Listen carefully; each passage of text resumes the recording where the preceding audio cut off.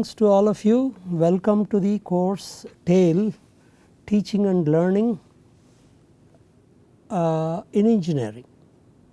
And the first unit is concerned with not only teaching and learning in engineering, but also the characteristics of a good engineer. Now, since 2015 there have been major changes in the field of higher education. The major shift is related to from teacher centricity to learner centricity.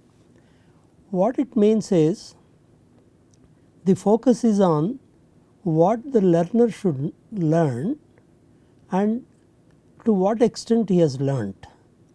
That is what we mean by learner centricity.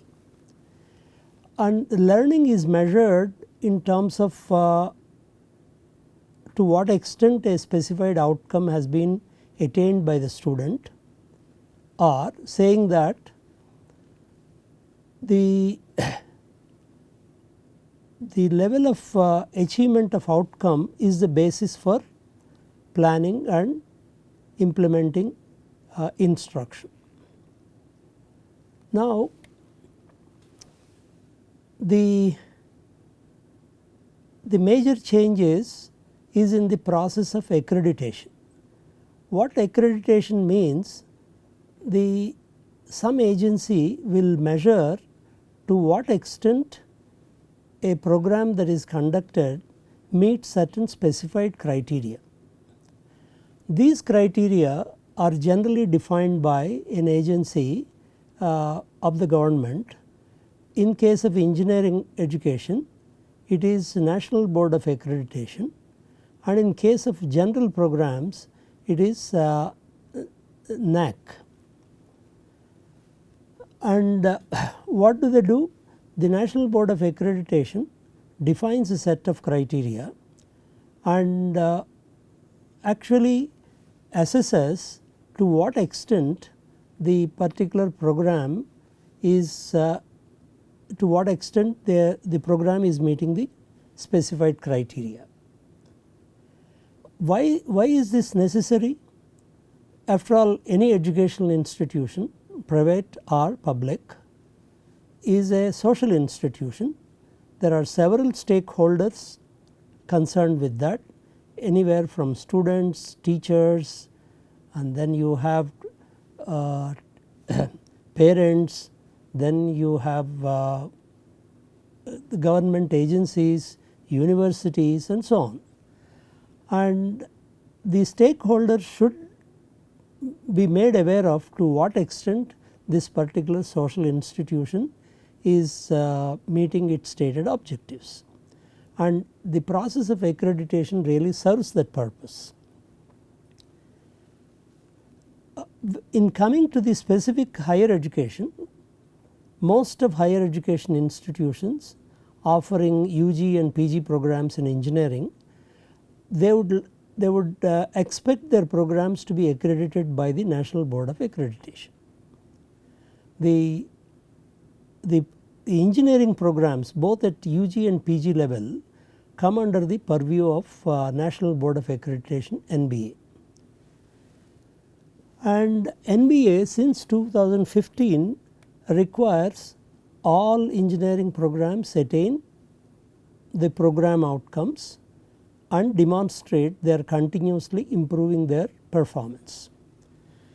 We will here we use the word program outcomes a little loosely, but we will elaborate a little later what they are. Many of the higher education institutions also want to have their institution accredited by NAC. NAC is National Assessment and Accreditation Council. The difference is the NAC wants only the institutional accreditation, while they look at some programs in detail, but they want a whole bunch of other characteristics of the institute to be reviewed and evaluated. And All teaching and learning activities in higher education institution should be planned and conducted to facilitate the students to attain well defined and measurable outcomes. And this is what we broadly call it as outcome based education. And this particular requirement of having OBE is a new requirement for all faculty members of engineering colleges, as their earlier activities were not directly related to this. They are not in opposition to this, but they are not perfectly in alignment with outcome based education. Now, TAIL is a course that is designed to facilitate teachers to meet these requirements. Now, TAIL aims at enabling the teachers in engineering programs to facilitate their students to become good engineers at the time of graduation.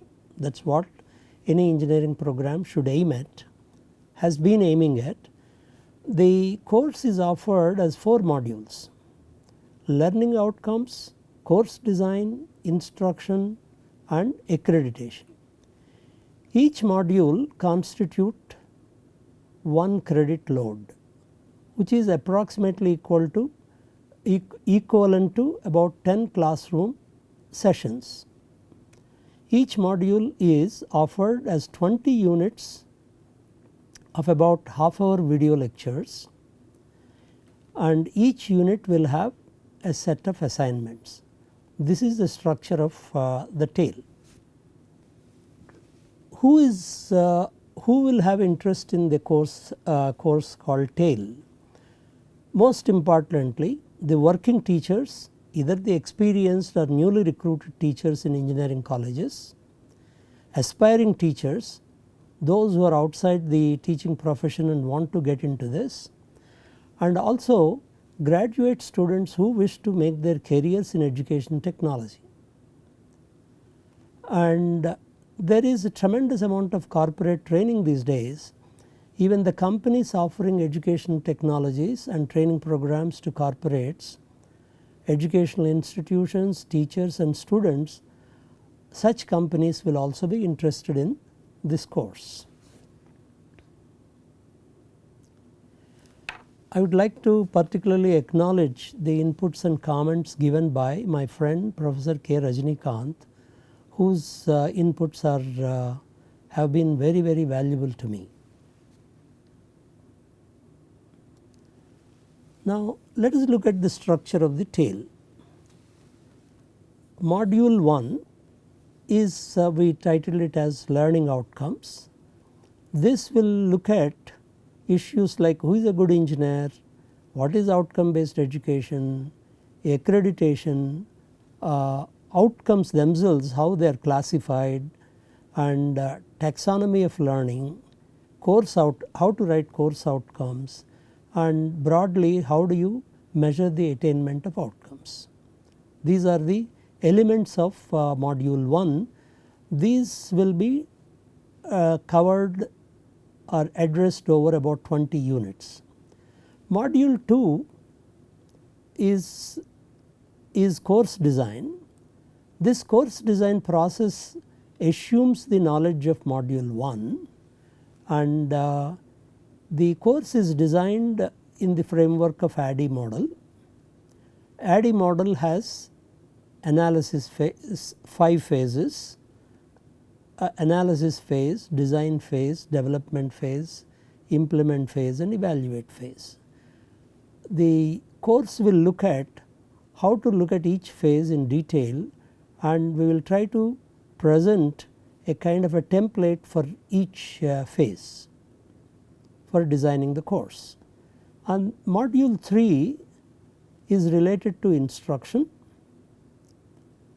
and we will talk about instruction design and instructional methods, evidence based instructional methods, particularly instructional strategies, which are nothing but a collection of instructional methods, script for writing an instructional unit, and what we broadly call as learning design, and then also look at instruction for projects and presentations. Module 4 is related to accreditation. It can be NBA accreditation as well as NAC accreditation, because these days engineering institutions are not only interested in NBA accreditation, they are also seeking NAC accreditation. So, broadly that is the structure of the course tail. Now, as we are talking about outcome based education, without talking about the kind of statements that one should write as course outcomes, we will mention what the outcomes we are trying to attain. At the end of this course, that is after the 4 modules, the students, here the learners are practicing and aspiring teachers, should be able to, in module 1, understand the nature of outcome based education and objectives and outcomes of an undergraduate program in engineering as required by NBA. So, broadly that is the one of the first course outcomes that we have, and we require some kind of a language to communicate between the learners, and that is where we talk about the taxonomy. The particular taxonomy of learning that we are looking at will be called Anderson-Bloom-Vincenti taxonomy. So, the course outcome is understand Anderson-Bloom-Vincenti taxonomy and the 3 domains of learning. The course outcome 3, then we learn how to write outcomes of a course in an engineering program that address a subset of program outcomes and program specific outcomes. So, these are the 3 course outcomes of the module 1, and module 2 looks at designing a course in an engineering program in the instructional system design framework of ADDIE, and also specifically we emphasize designing assessment that is in good alignment with the course outcomes. And module 3 is design instruction following Merrill's principles, which we will elaborate at that time, for attaining the course outcomes and competencies, ensuring good alignment between course outcomes, assessment and instruction. Module 4, prepare for NBA accreditation at the department level, and CO8, course outcome 8, prepare for NAC accreditation at the institute level. So, these are the course outcomes of TAIL. Now, coming to module 1, a little more specifically, learning outcomes of an engineering program first require an understanding of characteristic of a good engineer, education, teaching, learning, assessment and instruction. Then we look at outcome based education, then we look at role of accreditation, levels of outcomes, program outcomes of NBA.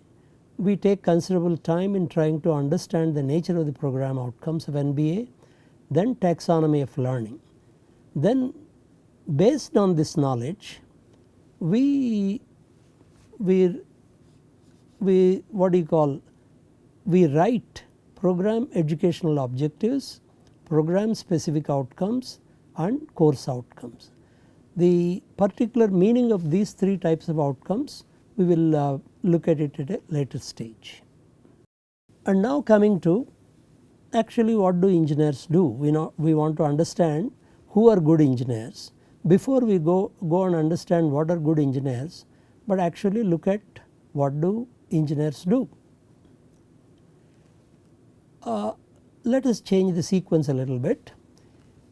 Engineers broadly architect or plan, design, develop, manufacture, test, install, operate and maintain technological products and systems.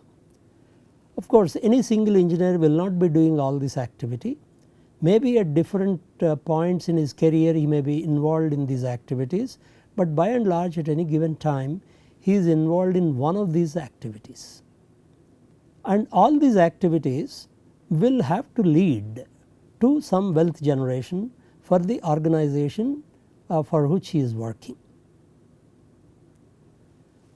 And again, engineers not only perform all these activities, sometimes engineers provide services using technological products and services.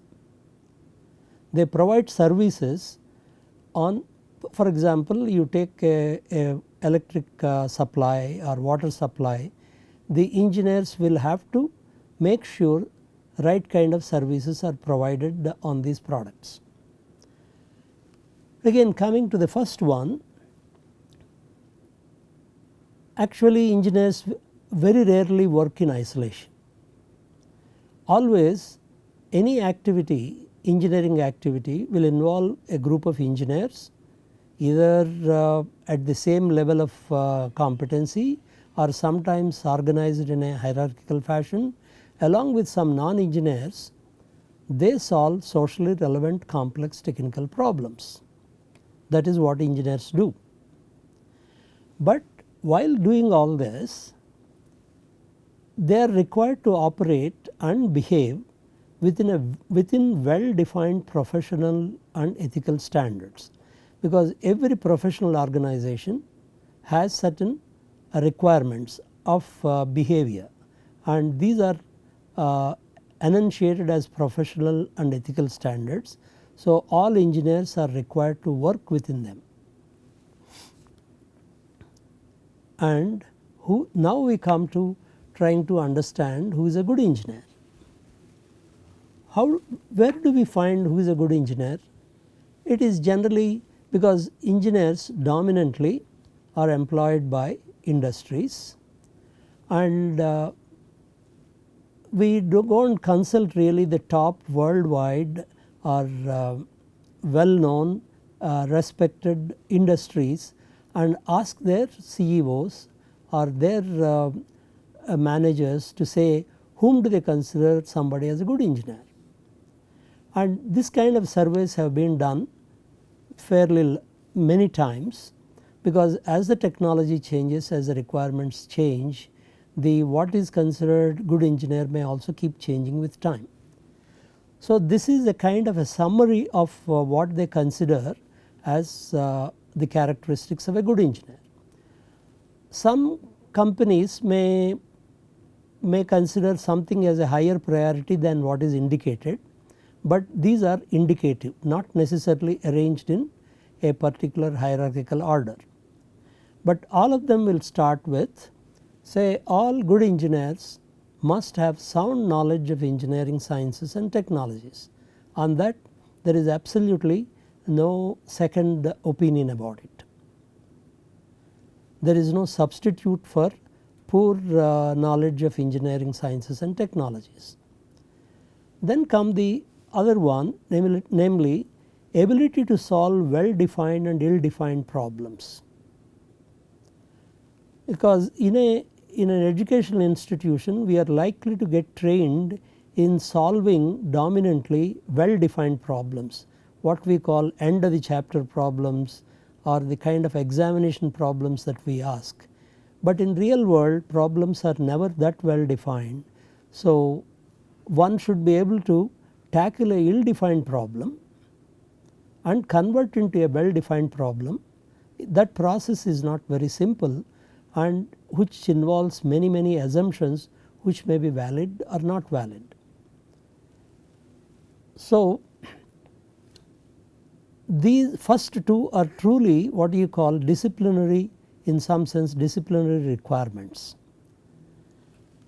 Then another characteristic of a good engineer, awareness of customers' needs and market trends.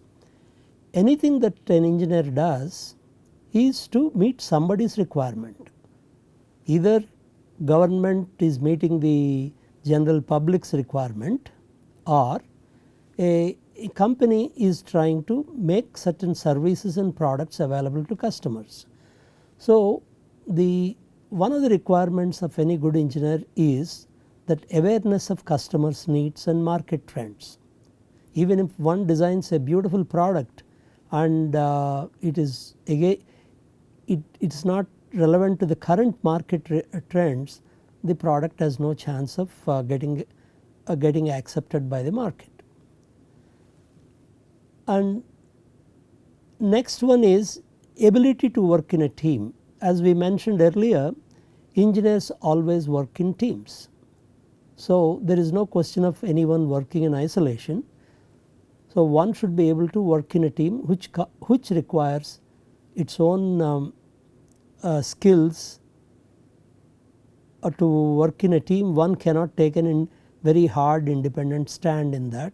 One should learn to work with others. Then come the ability to document, plan and communicate effectively. Unfortunately, this is in Indian context most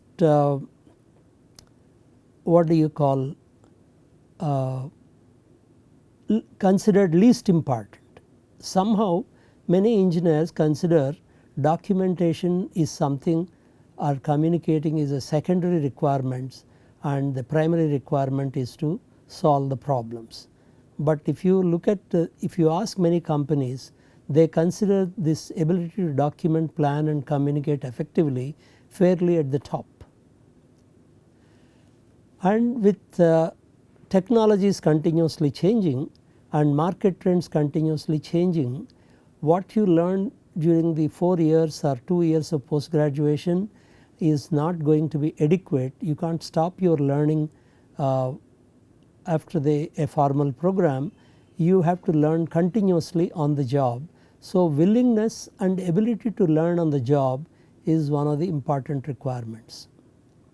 And finally, having an interest and awareness in all facets of engineering activities. One should be aware of all the other facets. An engineer's work does not end with designing something, testing something and documenting it.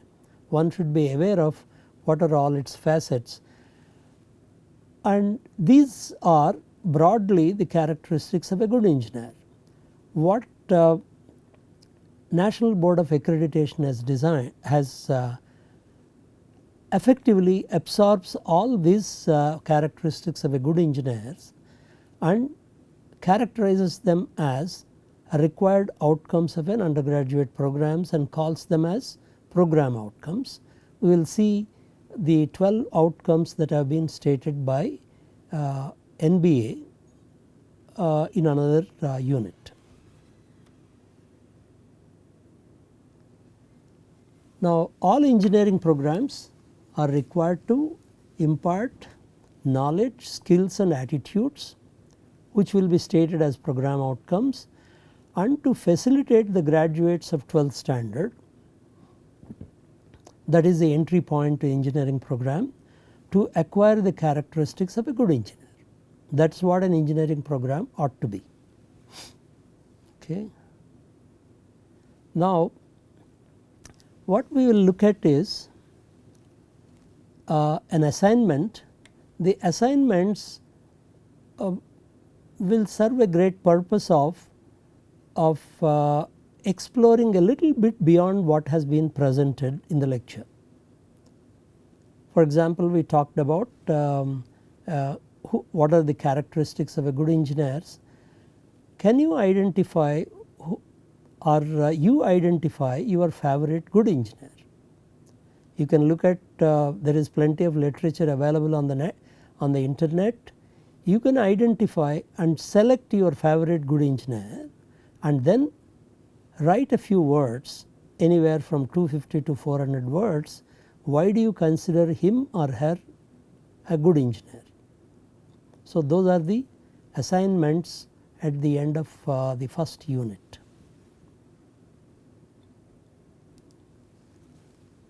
And then we move on to later in another unit M1U2. M1U2 attempts to reintroduce the familiar words education and teaching. These are words, education and teaching are something that everybody is familiar with, but many times they are used a bit interchangeably or ambiguously and so on.